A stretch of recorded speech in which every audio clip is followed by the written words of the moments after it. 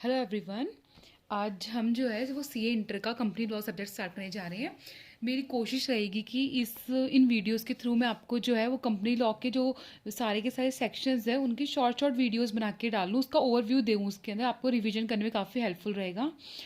तो सबसे पहले हम चैप्टर सेकंड स्टार्ट करने जा रहे हैं। उसका रीज़न मेरा सिंपल सा ये है कि चैप्टर वन के अंदर डेफिनेशन सेक्शंस ही है हमारे पास। तो जैसे जैसे हम आगे बढ़ेंगे वैसे वैसे मैं आपको जो है डेफिनेशन जैसे जैसे इंक्लूड होती रहेगी वैसे वैसे एक एक डेफिनेशन उसमें करवाती रहूँगी। तो रादर देन मुझे लगा कि पहले चैप्टर टू स्टार्ट करना चाहिए, तो आप उसको मतलब वो बाद में मिल जाएगा आपको वैसे भी चैप्टर। ठीक है, तो हम अभी फिलहाल जो है वो चैप्टर टू करने जा रहे हैं, इनकॉर्पोरेशन ऑफ कंपनी। ठीक है, and matters incidental thereto. Section 3 से लेके सेक्शन 22 इसके अंदर इंक्लूड होता है।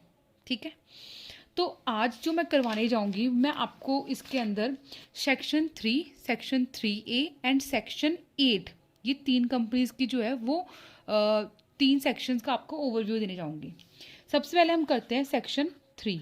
ठीक है, बहुत इजी सा है, आपको जस्ट एक मतलब गो थ्रू होना है कि इस सेक्शन में क्या बोला गया है, आपको सिंपल बस प्रोविजंस लर्न करनी है। सेक्शन 3 जो है वो हमारे पास है फॉर्मेशन ऑफ कंपनी।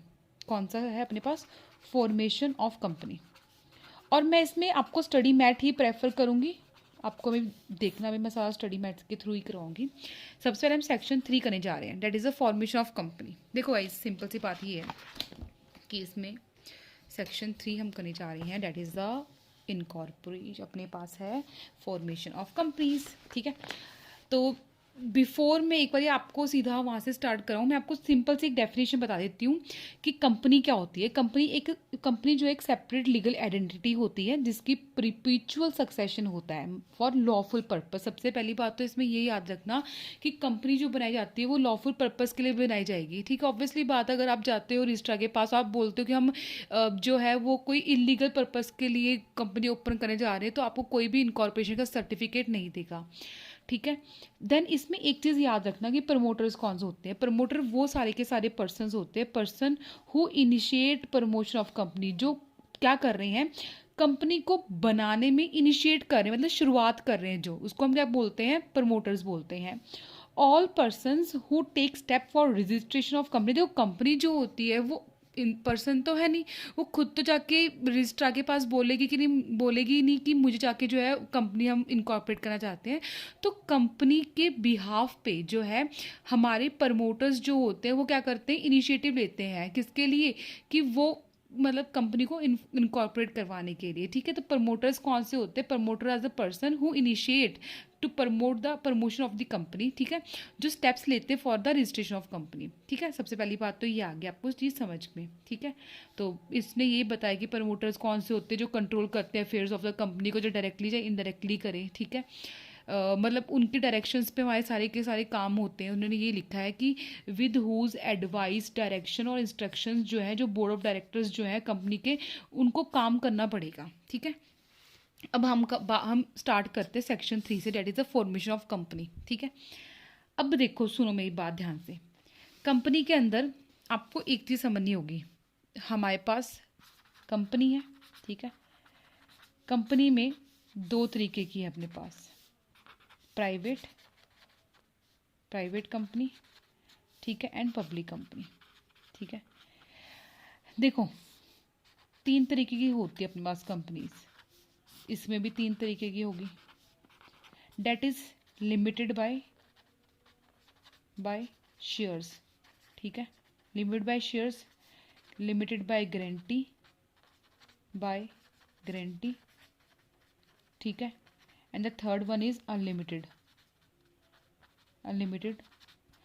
ठीक है, सिमिलरली इसमें भी लिमिटेड बाय, मैं शॉर्ट में लिख दूँ थोड़ा सा, लिमिटेड बाय शेयर्स। ठीक है, then limited by guarantee, then last one is unlimited. ठीक है, अब आप मुझसे ये पूछो कि लिमिटेड बाय शेयर्स क्या होते हैं, लिमिटेड बाय गारंटी क्या होते हैं, अनलिमिटेड क्या होता है। सिंपल सी मतलब इसमें ये होता है, अगर लिमिटेड बाय शेयर्स हैं तो उसका मतलब है कि हमारे शेयर होल्डर्स जो हैं, इन केस जो है वाइंड अप होती है हमारी कंपनी, तो हमारे शेयर होल्डर्स सिर्फ और सिर्फ अपनी शेयर्स की जो जितनी फेस वैल्यू है उतने ही अमाउंट जो है वो पे करेंगे। जैसे कि हम मान लेते हैं फेस वैल्यू 10 रुपीज़ की है, हमारे शेयर होल्डर्स को, हमारे शेयर होल्डर्स ने 8 रुपये पे कर दिए, 8 रुपीज़ पेड अप है। तो अगर हमारी कंपनी वाइंड अप होती है तो वो 2 रुपये हमें देंगे, ठीक है। वो 2 रुपये के लिए लाइबल है, तो उनकी लाइबिलिटी सिर्फ 2 रुपये की होती है। जो गारंटी वाली होता है, गारंटी के अंदर होता है ये कि ये तो आपको देना ही है, बट हमारे शेयर होल्डर्स क्या कहते हैं कि अगर आपके इस तरह से पैसा कवर नहीं होता, ठीक है, वाइंड अप में, तो हम आपको एडिशनल पेमेंट भी करेंगे, ठीक है। अगर हमारे एसेट्स वगैरह बिकने के बाद भी अभी भी हमारी लाइबिलिटी फुलफिल नहीं हो पा रही, तो शेयर होल्डर्स हमारे क्या करते हैं, एक गारंटी देते हैं अमाउंट की कि अगर आपकी कंपनी बंद होती है तो हम आपको गारंटी देते हैं। अब अनलिमिटेड तो आपको समझ आ ही सकता है कि उसमें क्या होता है कि हमारी लाइबिलिटी अनलिमिटेड होती है, ठीक है। तो अब सबसे पहले इसमें फॉर्मेशन ऑफ कंपनी, ठीक है, आगे चलते हैं। देखो आपको मैं एक चीज़ सिंपल सी बता दूँ, इसमें जो मेन चीज़ है वो ये है कि फॉर्मेशन ऑफ कंपनी के अंदर क्या बोला है, अ कंपनी में be formed for any lawful purpose. कोई भी लॉफुल पर्पस के लिए कंपनी हमारे पास फॉर्म हो सकती है, ठीक है। तो देखो दो इसमें कंपनी कौन कौन सी होगी, एक तो पब्लिक कंपनी, एक प्राइवेट कंपनी, एक 1 पर्सन कंपनी, ठीक है, जिसको भी हम प्राइवेट कंपनी में ही इंक्लूड करते हैं, ठीक है।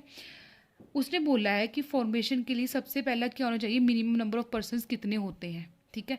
अगर पब्लिक कंपनी है तो 7 या 7 से ज़्यादा person where the company to be form for the public company. अगर हमने पब्लिक कंपनी ओपन करनी है तो 7 और 7 से ज़्यादा पर्सन जो होने चाहिए हमारी फॉर्मेशन ऑफ द कंपनी में। अगर प्राइवेट कंपनी हमने ओपन करनी है तो 2 और मोर पर्सनस, मिनिमम 2 होने चाहिए। और 1 पर्सन कंपनी अगर हमने करनी है ओपन तो इसमें तो एक जना ही हमारे पास इनफ होता है, क्योंकि 1 पर्सन नाम से ही तुम्हें क्लियर होना चाहिए 1 पर्सन कौन सा होता है, जिसमें हमारे पास सिर्फ एक ही पर्सन है, ठीक है।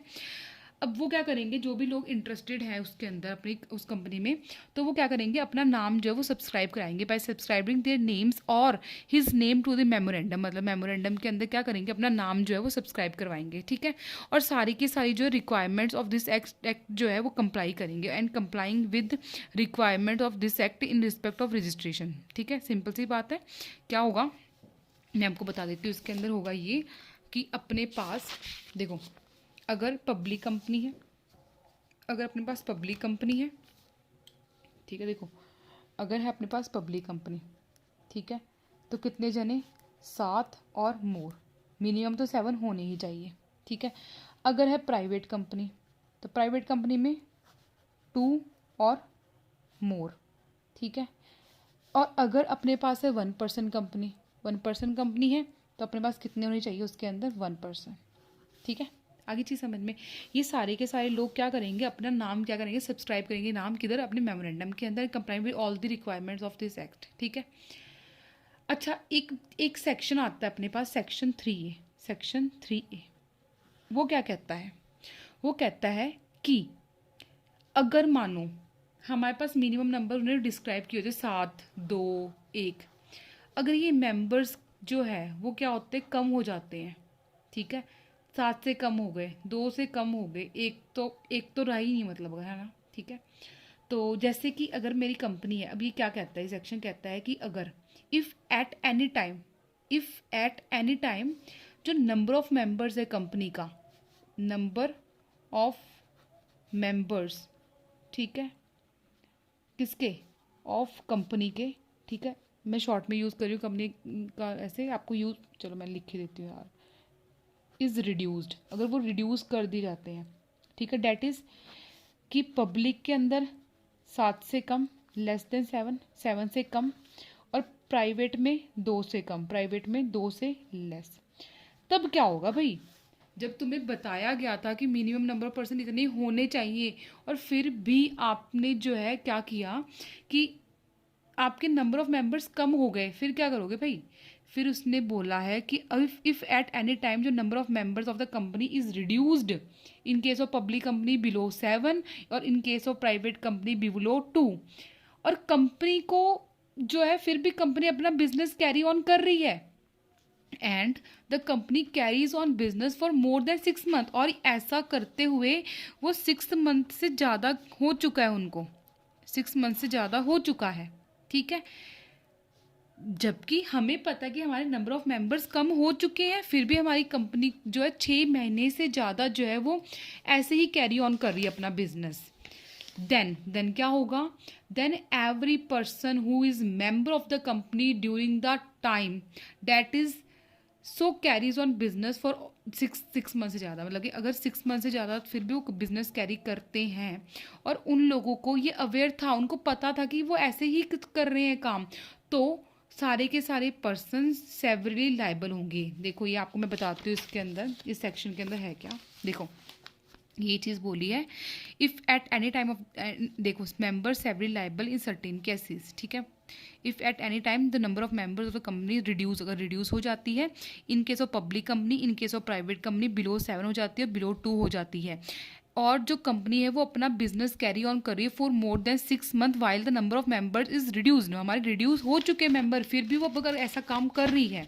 ठीक है, फिर क्या होगा, then every person who is member of the company during the period, during the time that is so carries on business, फिर भी वो अपना बिजनेस कैरी ऑन कर रही है आफ्टर 6 मंथ, मतलब 6 मंथ तक तो हम आपको बोल रहे हैं कि भाई साहब आपके नंबर ऑफ मेंबर्स कम हो चुके हैं, आप उसको सही कर लो, ठीक है, फिर भी नहीं, वो मतलब 6 महीने से ज़्यादा हो जाता है और उनको अवेयर है इस फैक्ट का, ठीक है, that he is carrying business with less number of person that is required under the companies act, ठीक है, वो क्या होंगे, सेवरली लाइबल होंगे, मतलब इंडिविजुअली लाइबल होंगे, किसके लिए, फॉर द पेमेंट। अब होगा क्या, अगर बाय चांस 6 मंथ के बाद हमारे पास लाइबिलिटी राइज हो जाती है, ठीक है, किसी चीज़ के लिए, तो वो सारे के सारे पर्सन क्या होंगे, लाइबल रहेंगे। उसने बोला है shall be severally liable for the payment of all whole debt of the company, ठीक है, जो उन्होंने कॉन्ट्रैक्ट किए थे ड्यूरिंग दैट पीरियड, मतलब आफ्टर 6 मंथ, मतलब 6 मंथ के बाद, मतलब 6 मंथ तक तो कोई बात नहीं, ठीक है, 6 मंथ के बाद आपने क्या किया, एक लोन ले लिया, ठीक है, डेट ले लिया, डेट इंस्ट्रूमेंट से लोन ले लिया, ठीक है,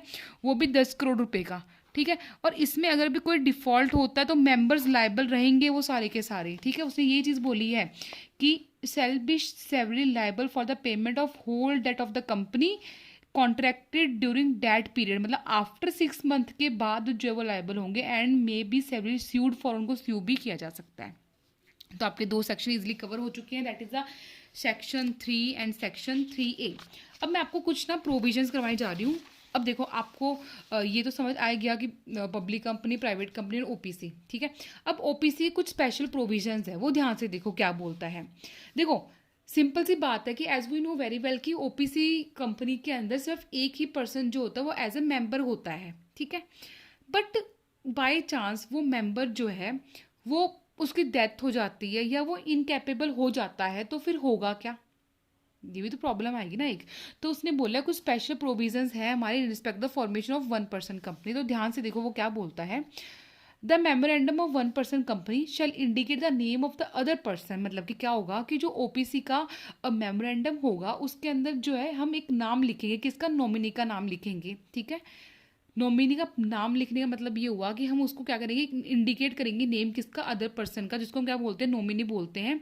अच्छा, उसका नाम वहाँ पे इंडिकेट करने से पहले उसकी प्रीयर कंसेंट लेनी हमें ज़रूरी है, ठीक है, ये नहीं कि मैं, जैसे ऑब्वियसली बात है मेरी अगर 1 पर्सन कंपनी है और मैं किसी को एज अ क्या कहते हैं नॉमिनी नाम अपना नॉमिनेट कर रही हूँ किसी का नाम, ठीक है, तो उसका प्रीयर कंसेंट लेना ज़रूरी है, ठीक है, with his prior consent in the prescribe form, who shall in the event of subscriber death, मतलब अगर उसकी मेंबर की डेथ हो जाती है और वो इनकेपेबल हो जाता है to contract between the members of the company, ठीक है, तो वो क्या होगा कि वो सारा का सारा काम कौन करेगा, उसका नॉमिनी पे शिफ्ट हो जाएगा, ठीक है, कोई तो उसको कैरी ऑन करने के लिए चाहिए, लेकिन उससे पहले उसकी रिटर्न कंसेंट होनी ज़रूरी है, ठीक है, और रिटर्न कंसेंट जो हम क्या करेंगे रजिस्ट्रार के पास फिल करेंगे at the time of incorporation of the 1 person company, ठीक है, ईजी, यार ईजी है, इसमें तो कुछ हार्ड भी नहीं था वैसे, ठीक है, सिंपल सी बात है कि ओपीसी अगर हमने फॉर्म की है तो हमने क्या करना है, सबसे पहले एक जो है 1 पर्सन कंपनी अगर फॉर्म करते हैं तो आपको एक नॉमिनी का नाम जो है वो क्या करना पड़ेगा, उसमें प्रीयर कंसेंट लेनी पड़ेगी, और वो जो है कंसेंट जो है रिटर्न फॉर्म में होनी चाहिए, और हम अपने रजिस्ट्रार के पास जाके उसको at the time of incorporation जो है हम क्या करेंगे, अपने मेमोरेंडम और आर्टिकल के साथ देंगे, ठीक है। देन उसके बाद बोला गया है कि such other person withdraw his consent, मतलब ये भी है कि वो अपनी कंसेंट विड्रॉ भी कर सकता है। अगर उसको लगता है कि भाई साहब नहीं, मैं इतना ही एज ए नॉमिनी रहना चाहता हूँ, तो वो अपनी कंसेंट उधर से क्या कर सकता है, ले सकता है, मतलब कंसेंट विड्रॉ कर सकता है। ठीक है। और ये भी पॉसिबल है कि जो मेंबर है वो क्या करे, उस नॉमिनी का नाम भी चेंज कर सकता है। The member of 1% company may at any time change the name of the nominee. भाई नॉमिनी का भी नाम चेंज कर सकता है, ऐसी बात नहीं कि नॉमिनी अपना नाम, मतलब नॉमिनी अपनी जो है वो कंसेंट विड्रॉ कर सकता है, मेंबर भी जो है उसका नाम जो है वो विड्रॉ कर सकता है। It's not a big deal. ठीक है। अच्छा, ये चीज़ याद रखना कि जब भी ऐसा कुछ होता है, ठीक है, तो ये ड्यूटी बनती है मेंबर ऑफ 1% कंपनी की, वो इंटीमेट करे किसको, intimate the company the change, मतलब कंपनी को इंटीमेट करेगा कि ऐसा चीज़ हुआ है। और if any name in the other person nominated by him, और अगर नाम में चेंज आता है, नॉमिनी के नाम के अंदर कोई भी चेंज आता है, तो भी उसको बताना ज़रूरी है। ठीक है। इसमें ये चीज़ लिखी हुई है। और कंपनी जो है देखो क्या हुआ कि 1% कंपनी जो है वो किसको इंटीमेट करेगी, कंपनी को इंटीमेट करेगी। और कंपनी जो है वो क्या करेगी, इंटीमेट करेगी किसको, रजिस्ट्रार ऑफ द कंपनी को। ठीक है। With in the such time और मैनर में भी प्रिस्क्राइब्ड। ठीक है। It's clear. कोई इसमें यार इसमें तो मुश्किल वाली बात थी नहीं, दो चीज़ें, 2-3 पॉइंट थे यार मुश्किल से। कौन से वाले?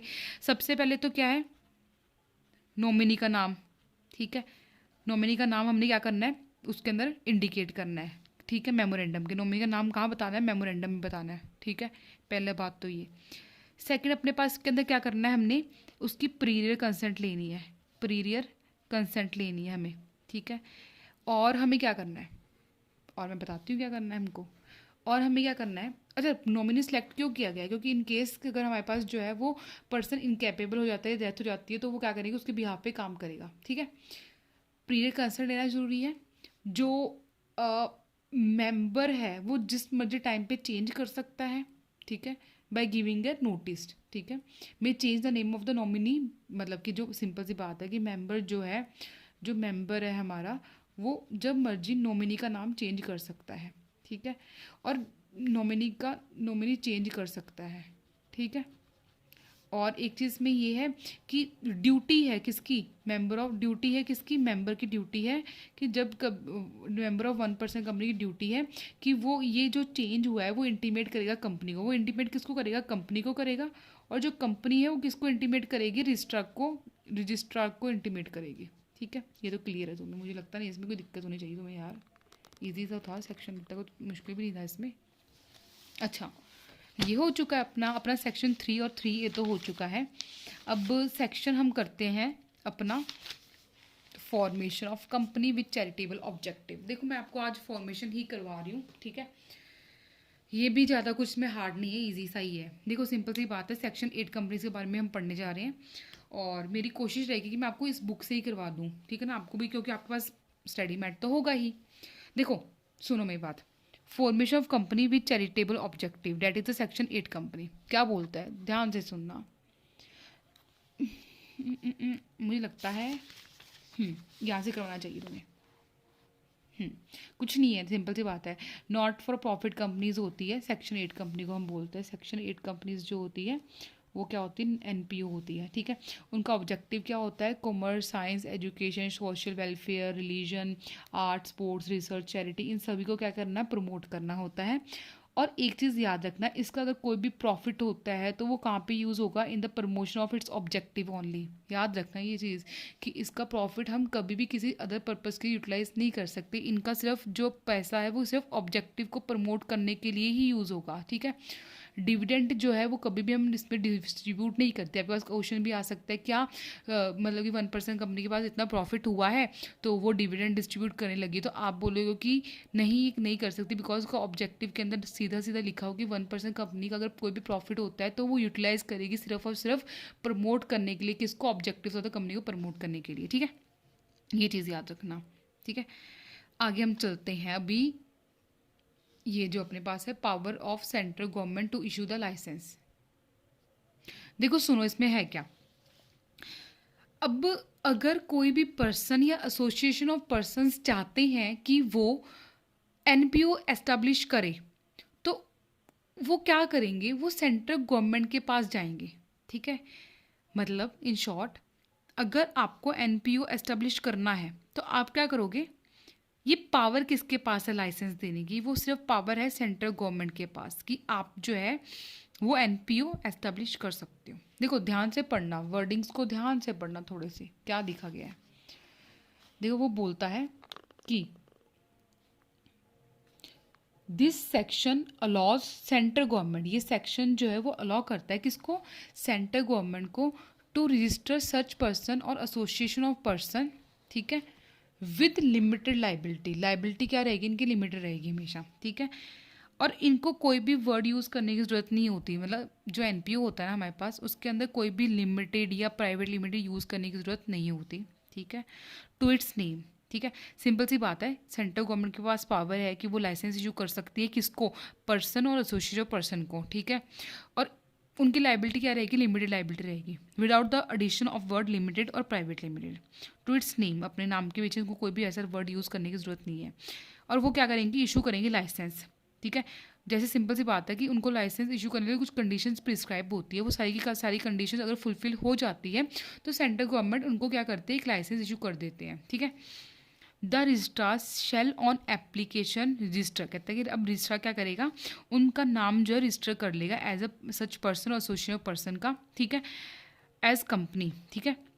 मतलब इसके अंदर जो है ना, देखो इसने क्या लिखा है, where it proved to the satisfaction of central government. Central government का क्या है इसके अंदर? देखो लिखा हुआ है कि पावर, ये जो सेंट्रल गवर्नमेंट की पावर है उसको किसको डेलीगेट किया गया है? आरओसी को डेलीगेट किया गया है। सिंपल सी बात इसमें ये है कि मतलब ये पावर सेंट्रल गवर्नमेंट ने किसको दी? आरओसी को दी है कि अगर उनको लगता है कि कुछ लोग या एसोसिएट पर्सन मिलकर एनपीओ खोलना चाहते हैं और उनको लगता है कि वो सारी की सारी कंडीशंस फुलफिल कर रहे हैं, देन वो उनको क्या है? इशू कर सकती है, क्या? एज अ लाइसेंस, ठीक है। और उनको कोई भी वर्ड यूज़ करने की ज़रूरत नहीं होती, ठीक है। ये चीज़ के लिए लिखी हुई है, देखो, where it prove the certification of the central government that the limited company register under this act और under any previous companies law.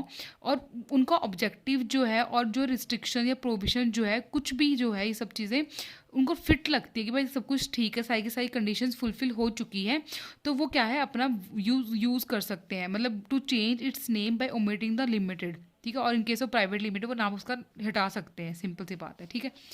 आगे कौन कौन सी पावर्स है वो देखो, सिंपल सी बात है, आगे चलते हैं हम। इसमें क्या है? प्रिविलेजेस क्या है? लिमिटेड। इसमें देखो देखो सिंपल सी बात इसमें ये है कि जो अपने पास ये एनपीओ होता है ना, वो एज अ प्राइवेट कंपनी का, एज अ लिमिटेड कंपनी काम करती है, ठीक है। मतलब सेम जो फीचर्स होते हैं लिमिट लाइबिलिटी के वो यहाँ पे अप्लाई होते हैं कि ऑन रजिस्ट्रेशन जो कंपनी है इंजॉय करेगी प्रिविलेज इन ऑब्लिगेशन एज लिमिटेड कंपनी, ठीक है।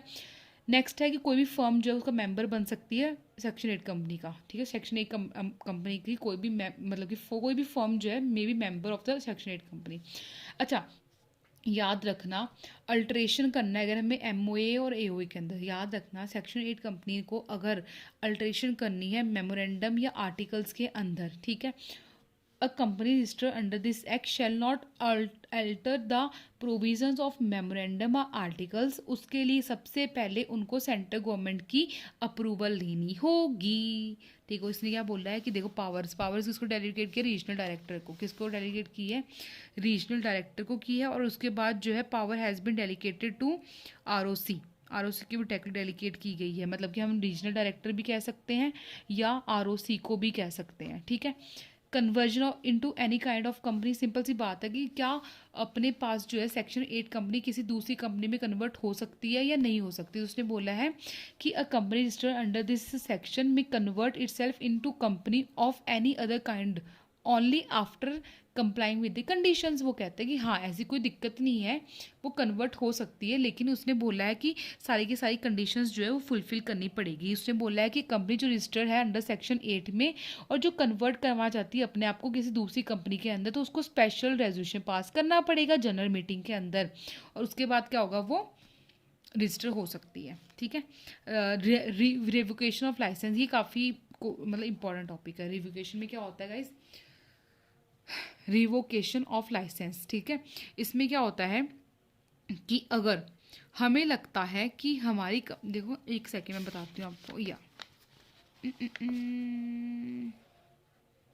ये चीज़ सही रहेगी वैसे तो, चलो मैं इसको बताती हूँ, वैसे इसमें से बताती हूँ। देखो इसमें सबसे पहले क्या लिखा हुआ है, सिंपल सी बात है, इसमें क्या लिखा हुआ है कि सेंट्रल गवर्नमेंट में बाय ऑर्डर ठीक है, वो रिवोक कर सकती है कंपनी का लाइसेंस। ठीक है, सेंट्रल गवर्नमेंट का मतलब इसके अंदर क्या हुआ, रीजनल डायरेक्टर, सिंपल सी बात है।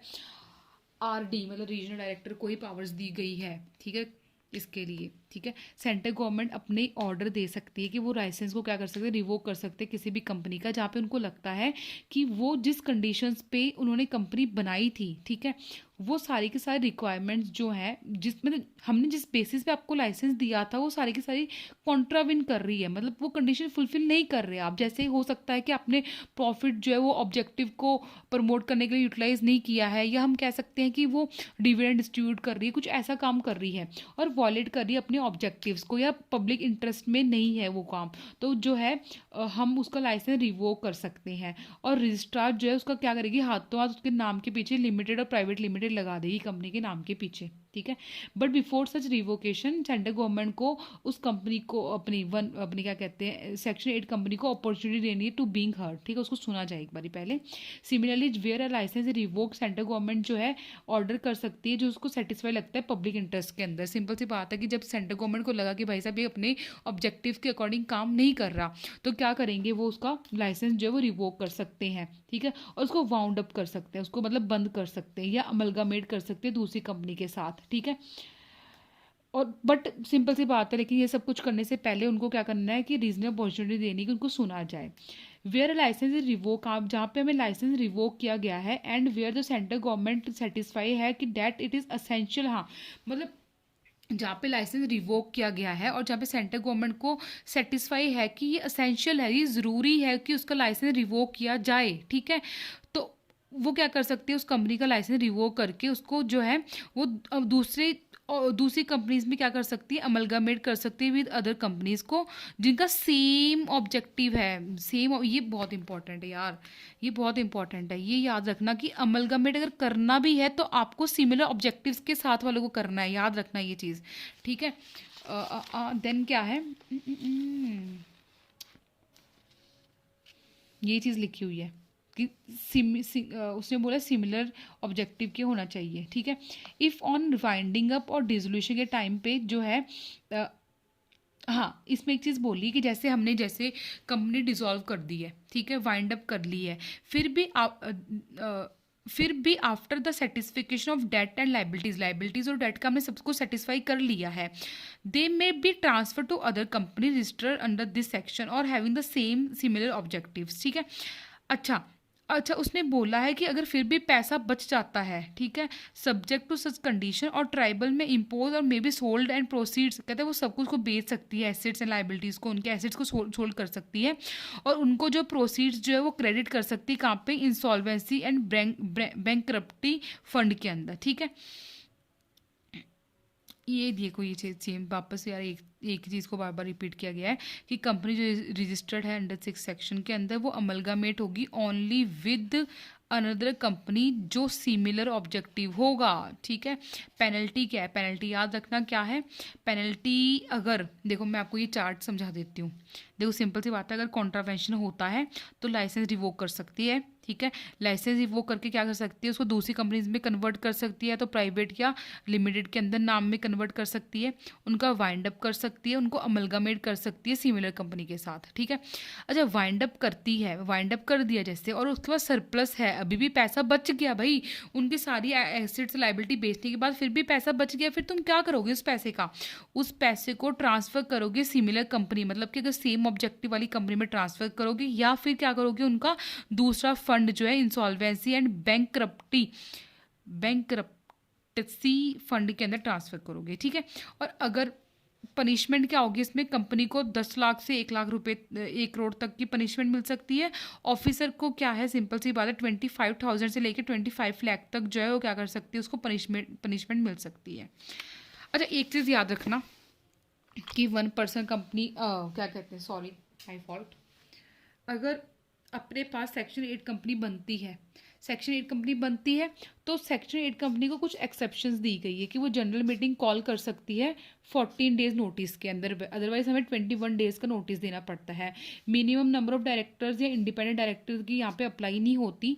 Need not constitute nomination and रेम्यूनेशन committee, मतलब इसके अंदर कोई भी हमें जो है नॉमिनेशन रेम्यूनेशन कमेटी को क्या है नॉमिनेट करने की कोई ज़रूरत नहीं होती। तो एक्सेप्शन है कि सेक्शन 8 कंपनी को क्या मतलब बेनिफिट है, ये सब चीज़ें हैं, ठीक है। ये उसने सारा चार्ट को एक्सप्लेन किया गया है। इफेक्ट देखो वही बोला, कंपनी इफेक्ट क्या होता है, लिमिटेड प्राइवेट लिमिटेड वर्ड लग जाता है, रिवोकेशन से क्या होता है, ठीक है। तो गाइज आज हमने जो है वो कौन कौन से सेक्शन किया है, section 3, 3A and the last one is याद करो 8। 3 मतलब 3 कौन सा था गाइज, 3 कौन सा था पता है, फॉर्मेशन ऑफ कंपनीज को। 3A कौन सा, members heavily liable, section 8 companies, ठीक है। अगली वाली वीडियो में और भी बहुत कुछ पढ़ेंगे। Thank you so much.